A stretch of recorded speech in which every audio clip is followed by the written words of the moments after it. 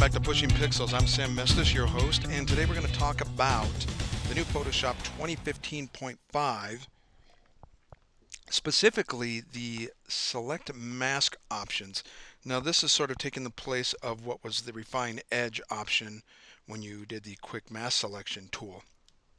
And I spent a couple hours yesterday trying to work out some of the quirks and, things that, that weren't working so great in it and the things that were working great in it. And I'm going to show you what I found out here and show you some lessons that I kind of learned yesterday. So we're going to start with this image right here. This is from the Corey Barker book, one of the Corey Barker books, the second one, I believe. And I chose it for a couple of reasons. One, it has this horrible green-gray background, which is problematic. And the other reason is because it has all these holes in her hair, and I wanted to give Photoshop a chance to do some of the heavy lifting. I should tell you this image is 300 dpi, so big image, it's 14 by 9, and I wanted to give Photoshop a chance to show what it had to do. Now, there are a lot of tutorials online already about this tool, but I couldn't find any that were sort of stressing the problems I was sort of having with it. So let's get going. Let's jump right in. Now, a lot of the people I saw doing it have been doing what I saw Kelby do, which is do a quick mask selection around your image and basically stay within the inside of that image a little bit. And I'm going to do a real horrible version of that. In fact, I'm going to try that again. Try to grab the bottom a little bit better. Inside, I'm just going to stay inside of her. Come up here, stay all the way inside, and do my selection. Now, an ugly selection to say the least, but if you now go up to the Select and Mask tool, it will launch a brand new interface where now all the tools are now along the right side of your screen, a lot like the liquify tools and stuff like that.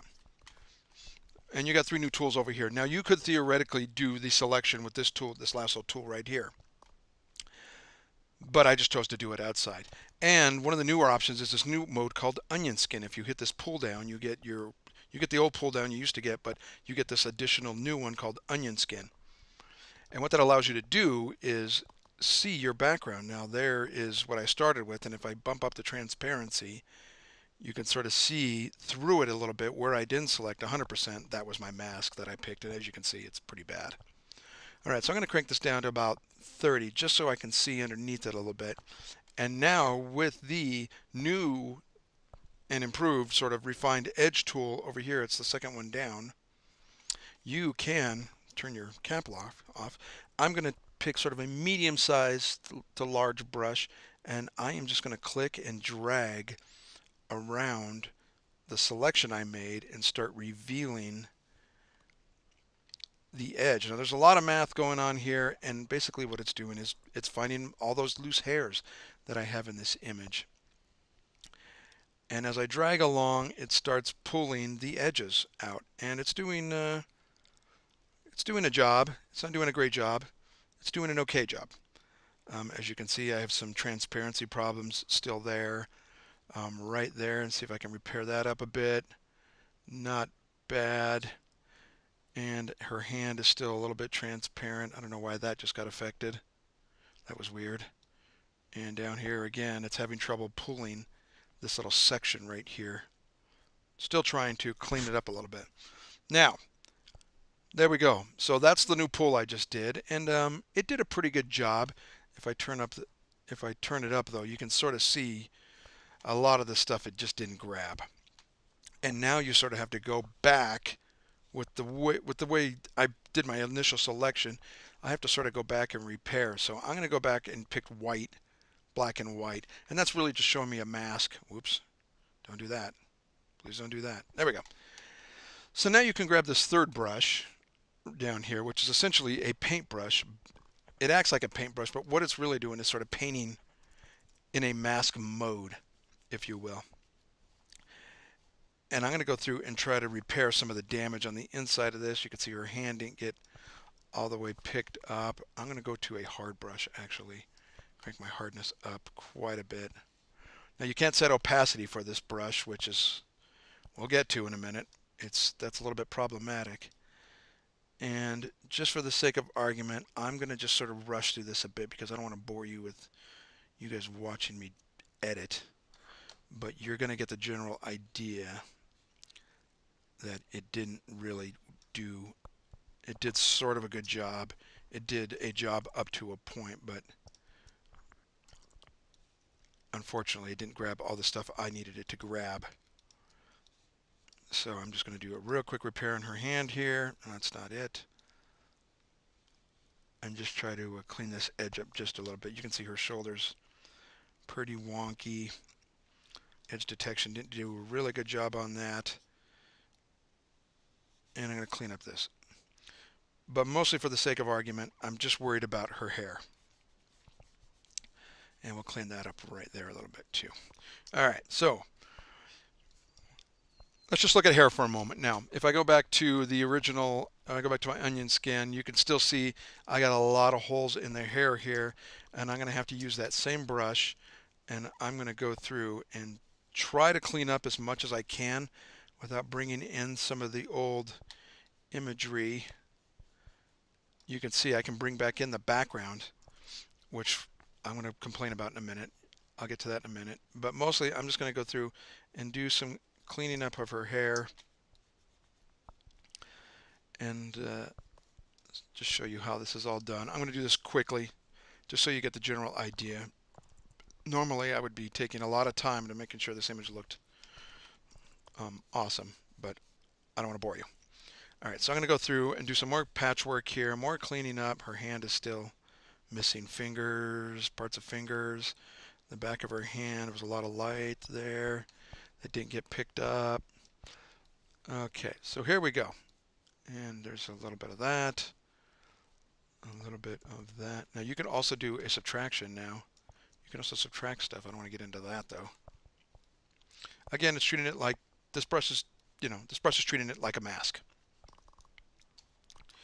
All right, so you get the general idea of how that goes.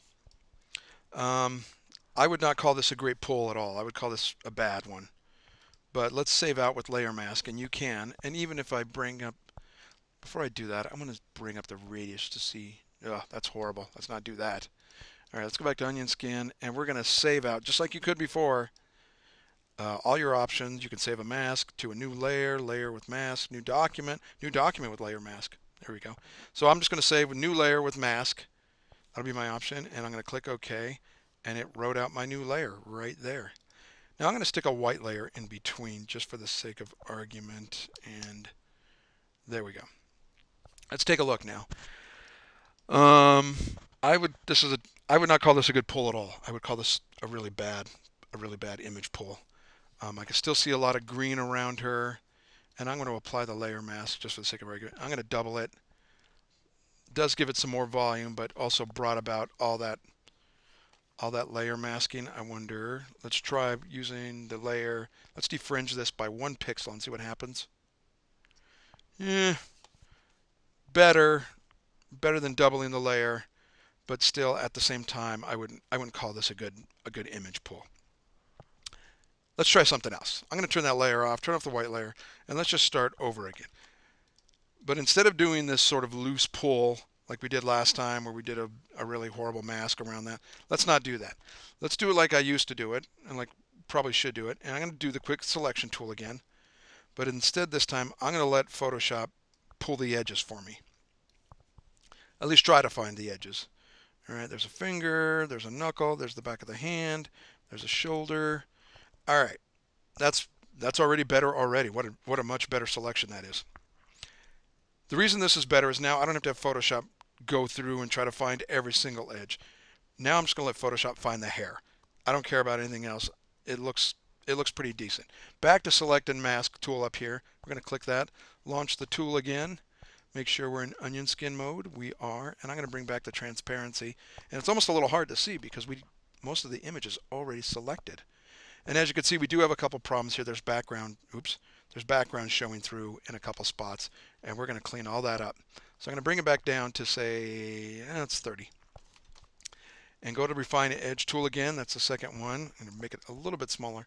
And this time I'm going to just start pulling just the hairs that didn't make it the first time. Just the hairs that didn't make it the first time. And you can see they're already coming through. Nice. Let's do it up here a little bit. Let's get all these up here. There's some up here. And you can see by doing that initial first selection, I don't have to deal with any of this down here now. It's all just hair I'm dealing with. So I'm going to go through here and pull out some of the background color, and you can see it's already finding it elsewhere. All right, do that. Let's try there.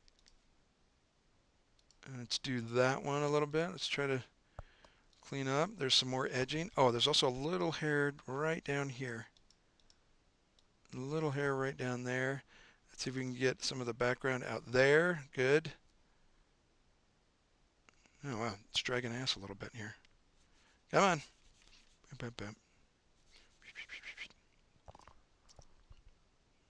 Wow, this is fun, huh? I didn't do this before. Watch it crash on me. Let's make sure it's not. Oh, it's not crashing. Good.